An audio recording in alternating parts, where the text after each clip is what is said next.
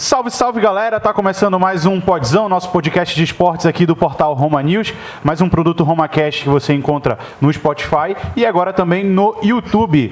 Eu sou Alexandre Alencar e hoje vamos debater tudo sobre o primeiro jogo da final do Campeonato Paraense de 2022. O Remo venceu o Paysandu Esporte Clube por 3-0 lá no Baenão. E para a gente trocar essa ideia sobre essa final e também a disputa do terceiro lugar, né? Hoje eu recebo Júnior Cunha voltando de férias. Deu até uma brisa do Rio de Janeiro aqui. Tu é doido. E aí, mano, como é que tá? E aí, tudo bem? Fiquei aí 2 semanas fora, agora tô voltando. Quem pode, pode, né? Quem me dera. Já tô pensando nas próximas férias, inclusive. Bora aí falar sobre esse repá de ontem, que olha, o Remo massacrou o Paysandu. Verdade. E Arlen Thiago aqui também do Futebol Paraense, nessa parceria Futecast, de lá do Futebol Paraense. Podzão, fala Arlen, tudo bom? Fala Alexandre, bom dia Júnior, bom dia Alexandre, os nossos amigos aí que acompanham aqui o nosso podcast no Roma News. Pra cima. E hoje a gente vai falar bastante sobre esse clássico repá, o Remo que entrou em campo com muitos desfalques, né? O Eric Flores, a gente estava na dúvida se ele poderia jogar ou não, o G2 já era desfalque certo, apesar de no sábado, no treino aberto, ele ter treinado, ter feito gol, tinha torcedor falando que ele poderia voltar. Não, a expectativa é que ele volte nesse segundo jogo da volta, mas o Remo fez um jogo correto, né? O Remo não precisou de muito esforço para ganhar o Paysandu. A estratégia do Bonamigo encaixou com a estratégia que o Márcio Fernandes adotou e também aliado à falta de objetividade do Paysandu. O Paysandu produziu muito, conseguia chegar no terço final do Remo, mas só conseguia jogar até onde o Remo deixava o Paysandu jogar. Então, eu não diria que o Remo deu a bola para o Paysandu, mas quando soube se defender muito bem, o sistema defensivo muito bem aplicado na marcação, o Marco Antônio correndo para onde tinha que correr, né, junto com o Curuá, que fez uma belíssima partida, a melhor partida do Curuá com a camisa do Remo. O Show, apesar de ter levado o cartão amarelo no primeiro tempo, também jogou muito bem, fez o terceiro gol, mas o Remo muito efetivo e o Paysandu sem conseguir fazer as chances de gol, né? O Enan, inclusive, perde um gol com 4 minutos de jogo.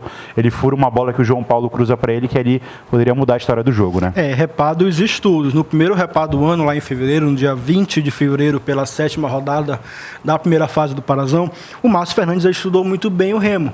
Ele soube montar o Paysandu para jogar em cima das deficiências do Remo. O Paysandu foi o time que subiu a marcação, o Remo não conseguia sair do campo de defesa. Tinha que sair no chutão e devolver a bola para o Paysandu. Ontem não. Ontem o Bonamigo estudou bem o Paysandu. Ele sabia que dando essa bola para o Paysandu não ia conseguir produzir muita coisa, muito em função do José Aldo não ser mais aquele criador nato. O Ricardinho Vinde, recorrentes lesões. Ontem saiu mais uma vez machucado no primeiro tempo. Vai ser reavaliado hoje à tarde para saber se vai ter condição de jogo na quarta-feira ou não. E aí o Bonamigo montou o sistema defensivo muito bem. O Remo conseguiu neutralizar o Paysandu. O Paysandu começou bem o jogo, teve a primeira chance com o Enan, que acabou não fazendo, acabou furando, perdendo o gol na pequena área. E aí depois, quando o Remo começou a sair mais para o jogo, a equilibrar mais as ações, os espaços apareceram. E aí o Brenner fez 1-0, depois o Brenner fez 2-0. E aí foi gol do Brenner do segundo ou não foi? Para mim foi gol do Brenner. Para mim foi gol contra. Eu não vi a bola nem pegar no Brenner. Pegou no Brenner. Pega no Brenner? Na minha visão assim, nem trisca nem no Brenner. Pega na coxa, joelho aí do João Paulo e... Lá o defensor, ele fica jogado. Engraçado os memes, né? O jogador jogado. Eu na segunda-feira, né? O João Paulo jogado no rapaz, chão. João Paulo. E aí o Remo soube jogar ontem. Uma partida muito consistente do Remo. A gente vinha falando já que há um bom tempo que o Remo não conseguia ter uma partida consistente. Ontem conseguiu ter contra a equipe do Paysandu. Foi bem defensivamente. Quando foi para o ataque, soube o que fazer com essa bola. Soube em 4 oportunidades, guardar 3. E isso é muito importante para o clássico repá. O Paysandu parece que ainda não entendeu como é jogar um clássico. É um time que tem volume de jogo, que tem posse de bola com o Márcio Fernandes, mas peca muito na criatividade e também na finalização. Ontem o Danley fez falta no jogo. É verdade. Eu poderia aqui distinguir, né, as duas posições dos times assim. O Remo, o Paysandu foi muita tese, né, sem muita efetividade. No caso, o Remo já foi papo reto e foi bastante objetivo ontem no jogo, né, onde, como tu falaste, como o Júnior falou agora, o Remo é como se deixasse o Paysandu jogar, teve ali um volume de jogo maior, mas não foi efetivo devido ao setor defensivo do clube do Remo estar muito bem posicionado, com o Shoa e o Paulinho Curuá, tendo uma boa atuação, Paulo Curuá, né? Um defensor assim que tem bastante fôlego, tem perna, as passadas dele, quando vai atrás ali... Joga de cabeça erguida, né? E sempre com uma postura, é aquele jogador que joga de terno, né? Que tem uma postura ali muito bem, a sua performance dentro de campo, né? Eu gosto de ver o Paulo Curuá jogando, um cara muito sério, centrado, então isso dificultou a vida do Paysandu a partir do momento que o Ricardinho saiu, que o Ricardinho era o cara, ali o cérebro do time, é o cara que tem uma habilidade a mais para colocar essa bola, né, em posições ali mais favoráveis aos atacantes do Paysandu. E quando ele sai aos 30 minutos, era Paysandu ter feito alguma coisa enquanto o Ricardinho estava dentro de campo, ter feito o primeiro gol, como o Márcio Fernandes falou, né, na entrevista, mas aí isso não aconteceu, o Ricardinho sai e o Paysandu perde uma peça bastante importante nesse meio, nessa articulação, nessa criação, confecção das jogadas ali pelo meio. E dificultando bastante, onde o Paysandu fica girando a bola, né, mantém a posse de bola, mas fica girando de um lado para o outro e não consegue infiltrar o setor defensivo do Remo. Já no caso do Remo, a gente observou que ele foi bastante, né, objetivo. Por isso que ele teve o papo reto, né? Porque quando das oportunidades que teve, soube aproveitar e foi bastante cirúrgico nas suas jogadas. Tem uma jogada do segundo gol, a qual estávamos falando, né? Uma bela construção, a gente vê ali pelo meio de campo, ali pelo setor esquerdo de ataque. O Brenner saiu para buscar a bola e iniciar a jogada, né? O Brenner sai até da meia-lua da área. Aí ele encontra o Leonan na lateral esquerda. Ele dá o toque, né, ali pro Leonan, e corre para dentro da área. Cara, um cara com uma visão de jogo dessas assim, só contribui. Jogada de escolinha de futebol, né? Base. O centroavante sai da área, acha alguém na ponta, corre para dentro da área de novo para finalizar. E foi isso que aconteceu. E ele tocou, já correu para a área e recebeu a bola. Aqui a discussão é se foi gol contra ou não, mas o Remo ali... Né? Foi gol. Jogou a bola para dentro do fundo da rede, fazendo a alegria da torcida. E isso que importa para os torcedores, para o time, né? E abrindo uma vantagem muito boa para o próximo jogo contra o Paysandu lá na Curuzu. Esse papo de se foi gol contra ou não, se o Brenner não tivesse ali no cangote do João Paulo também, né, nada teria acontecido, né? Duas coisas no que o Arley falou. Primeiro é sobre Curuá. Curuá está renovando com o Remo. O Remo já tem uma negociação já adiantada com o Tapajós para ter essa renovação de contrato. O contrato inicial do Curuá com o Remo termina no próximo mês de maio, e aí ele pertence ao Tapajós até o final de 2024. Ou seja, longo com o Tapajós, contrato longo. Então o Remo já está negociando com o Tapajós, negociação, como eu falei, já bastante avançada. Mas é para renovar empréstimo? Renovar empréstimo até o final deste mês, até o final deste ano, até o final de 2022, até o final da Série C ou da Copa Verde, se tiver lá no segundo semestre.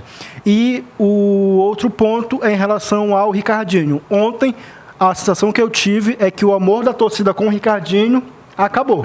Também. O torcedor não está mais naquela de Ricardinho, nosso maestro. Nas horas acabou. Que é para ele, que o Paysandu precisa dele, né? No momentos mais ali importantes, decisivos, ele se ausenta, ele não está presente. Né? Então isso traz frustração à torcida, né? E causa um certo desconforto, porque aí o cara que é o maestro e num jogo contra o seu maior adversário, ele não está presente e isso enfraquece o time, então aí a torcida, como tu falaste aí, o amor, ele vai se esvaindo. E aí, essa questão do Ricardinho não é de hoje, não é no Paysandu que ele tem problema de lesão, né? Ano passado no Botafogo foram 19 jogos o ano todo.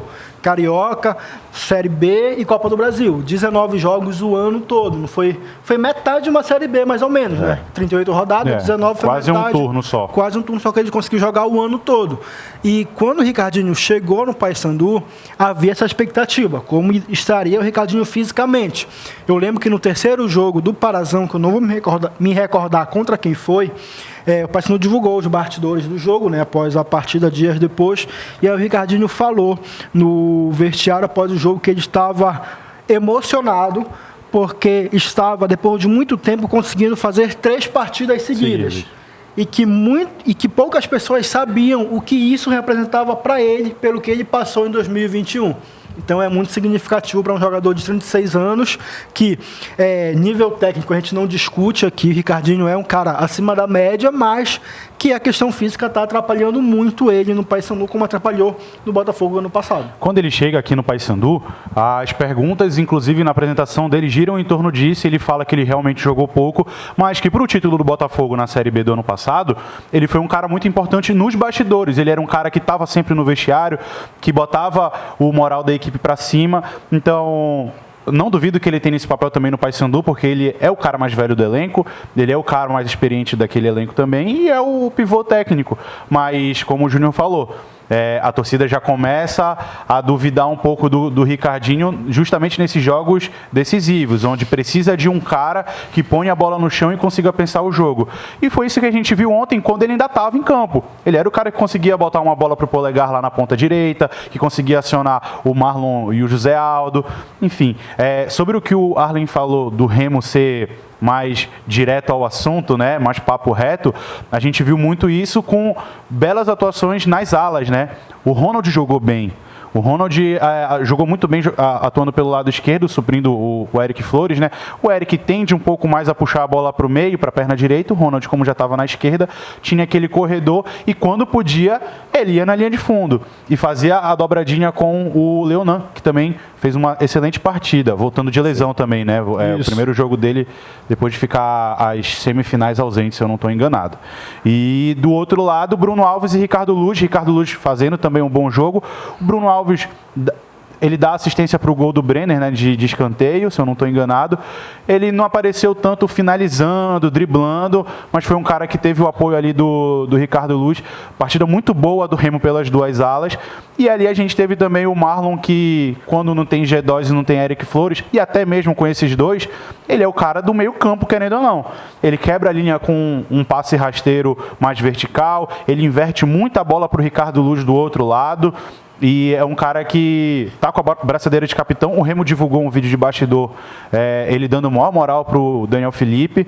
Daniel Felipe começou a temporada como titular, perdeu a posição pro Everton Senna, e aí ele fala isso dentro do vestiário pós-jogo. Ele falou assim, tá vendo? O cara treinou, continua aqui de boa, pianinho, e ele salvou uma bola em cima da linha, que foi logo que o Dioguinho entra, entrou, né? A torcida do Remo, inclusive, deve ter ficado um pouco nervosa quando o Dioguinho entra, né? Faz aquele gol, o jogo mudava. O Paysandu era outro, o Remo provavelmente iria sentir o gol no 2-1, e aí a atmosfera do Bainão ela ia mudar. O torcedor ia ficar mais apreensivo, né? Com 2-1 no placar, com o Paysandu empurrando o Remo ainda com mais ou menos ali uns 20 minutos de jogo ainda.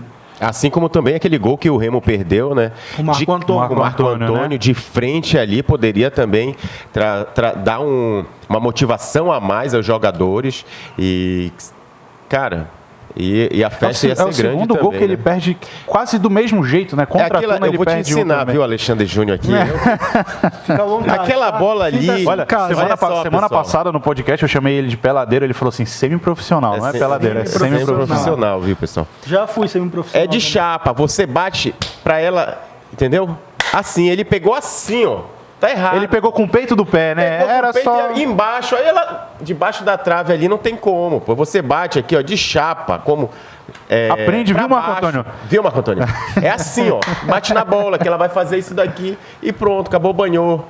Beleza? Faz e me abraça, né? Só correr pro abraço. Puxa, não tinha, só deslocar o goleiro já vinha, parece o Icoraci, mano, ali no BRT, lotado. A gente falou muito dessa performance do Remo, a gente pincelou um pouco sobre o que foi o Paysandu, mas tem um outro assunto. Inclusive, conversando com um amigo meu que é bicolor, ele me perguntou assim, por que o Elias ainda é titular? Vocês acharam que o Elias falha muito Eu acho ele um goleiro correto, tudo bem, ele tem umas certas falhas em saída de bola, né? Principalmente, inclusive, o que era a zaga do Paysandu ontem, né? Cada cruzamento na área era um Deus nos acuda, né? E com 2 zagueiros grandes, não são 2 zagueiros pequenos, não. Tudo bem que o maior deles é o Marcão, não foi titular ontem, mas não sei se o Everton, por conta daquele corte no supercílio... eu senti um pouco de desorganização ali dos volantes com a zaga, né? Um desentendimento onde isso facilitou a vida do Clube do Remo ontem, para que tivesse aí essa vitória, né? Então eu penso que o Márcio Fernandes vai ter que organizar, vai ter que ajeitar, treinar nesse meio tempo aí essa zaga do Paysandu, será que não foi setor defensivo que falta de entrosamento entre a dupla de zaga? Pode ser também. Pode ser também. A sensação que eu tenho é que o Márcio ele não quer mudar neste momento de goleiro para não queimar o Elias. Ele vai esperar acabar o Parazão para iniciar a Série C com o Thiago de titular. A sensação que eu tenho é essa. O Márcio, conhecendo um pouco do Márcio, que eu já trabalhei com o Márcio em 2019 no Remo, eu vejo que o Márcio não quer queimar o Elias, tirando ele agora e colocando o Thiago. Vai esperar acabar o Parazão e aí inicia a Série C com um novo goleiro que vai ser o Thiago Coelho. Eu parto desse princípio também, porque muita gente fala assim, foi a lesão do Thiago no início do ano. Ele já tem tempo que ele está recuperado da lesão, né, gente? Então, tem a questão de ritmo de jogo para goleiro que pesa mais do que para um jogador de linha e tal. Eu também não vejo o Elias como um mau goleiro. Eu acho que ele é um bom goleiro, só que tudo isso que a gente falou influencia. Ele pode ter, não tem tanta confiança na dupla de zaga, a dupla de zaga não estava se entendendo, batendo cabeça, o esquema do Remo encaixou em cima do esquema do Paysandu, tanto que o Mikael fica meio perdido ali no meio de campo, porque o Remo não jogava pelo meio de campo. As bolas eram todas para as laterais e o Mikael tinha mais um papel de construção depois que o Ricardinho sai do que de destruir o jogo do Remo, né? Porque senão ele tinha que ficar correndo atrás do Leonan e do Ronald para a esquerda e depois tinha que correr atrás do Bruno Alves, ele ia ter que cansar muito cobrindo as 2 laterais, né? Então acho que faltou isso, falta azeitar essa zaga do Paysandu, esse sistema defensivo, para que não sofra mais tanto. Os gols do Remo foram todos de bolas alçadas na área, né, gente? Sim. Então, isso mostra uma certa instabilidade da defesa bicolor. Tá matada a parada? Olha, o Showa disse que não, né? Depois do que o Palmeiras fez ontem... Rapaz, verdade. Mas calma lá, né? Não vamos longe, 2014... Remo fez 4-1 no primeiro jogo da final. O Paysandu buscou 2-0 no segundo jogo. Por pouco não conseguiu virar. Não conseguiu virar. Tudo é possível, né? Clássico é clássico, então eu penso que ainda está em aberto. Penso que há a chance, sim, o Paysandu pode reverter essa situação, tendo em vista que alguns jogadores do Clube do Remo estarão suspensos no próximo jogo. O Showa não joga, né? Não joga. O Gedós deve voltar. O Gedós deve voltar. Eric Flores também. Enfim, mas é clássico, né? A gente não pode definir. Eu acho que é difícil você definir num clássico assim. Ainda mais o Paysandu jogando em casa. Eu vi agora uma postagem, né? O torcedor ali dizendo que entregue logo o título para o Remo, não deixa a gente passar essa humilhação, essa vergonha dentro de casa. Mas eu acho que não deve pensar dessa forma, porque quando tu vai estar jogando em casa, né? Diante da tua torcida, tem uma motivação a mais. Você vai querer se doar mais, você vai se entregar mais ali para o jogo e com certeza vai buscar um resultado igual ou superior a que o Remo fez. Há essa possibilidade, são jogadores profissionais, então 11 contra 11, acho difícil da gente definir, né? Mas enfim. Até o que eu escrevi no meu texto depois do repá de ontem. A missão do Paysandu é difícil porque, se quiser ser campeão direto, tem que vencer por 4-0, tá? Se vencer por 3-0, vai para os pênaltis. E vai ter que fazer 4-0 na melhor defesa do campeonato. Se eu não estou enganado, o Remo não tomou 2 gols ainda em um jogo desse Parazão. Agora digo... complicou. Porque não tomou 2 gols numa única partida. Se organiza defensivamente...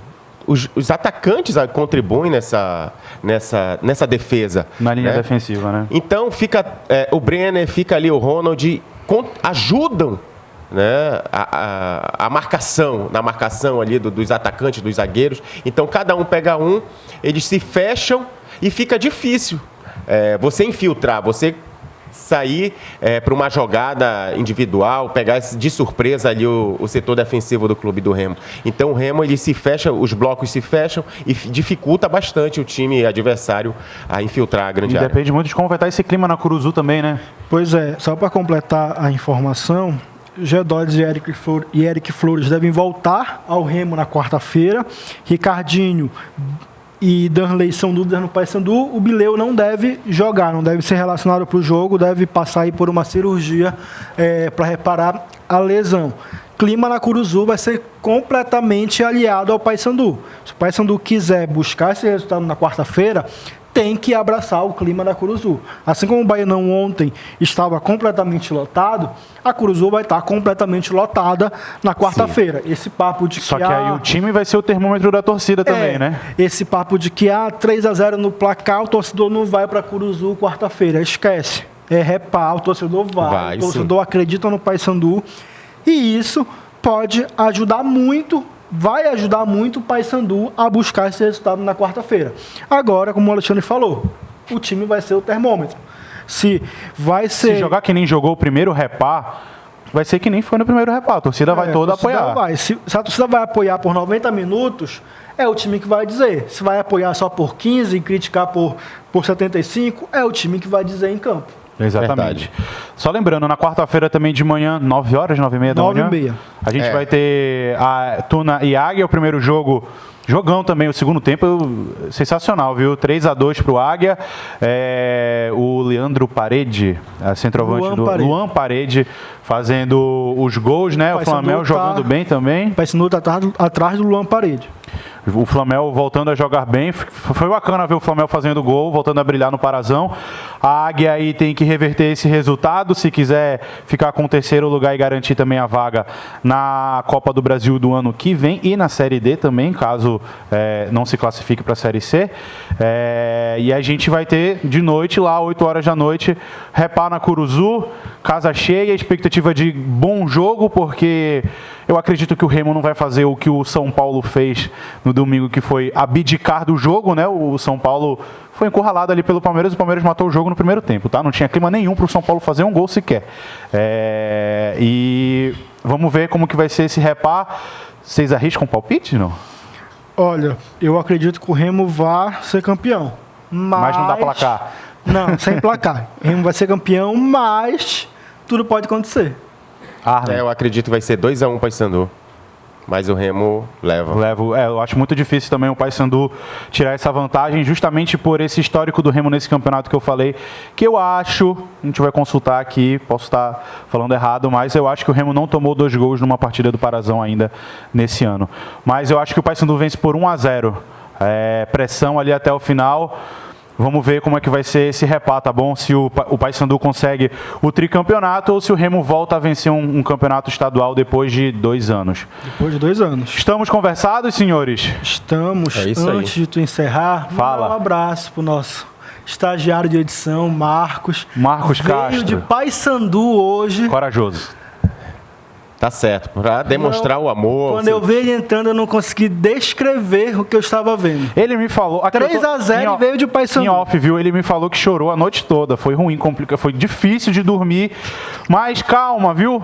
Quarta-feira... Dá para reverter. Dá para reverter. Vamos lá, o Paysandu tem que fazer valer. Eu falei para ele que é possível. É possível. Só acreditar. Só acreditar. Exemplo o Paysandu do Palmeiras, pô. Exatamente, o Palmeiras está aí de exemplo, 2014 está aí para mostrar. O Paysandu quase conseguiu. 2014 foi aquele jogo que no primeiro jogo o Remo entrou todo com a base. Todo com a base. O Rony bagunçou a zaga do Paysandu.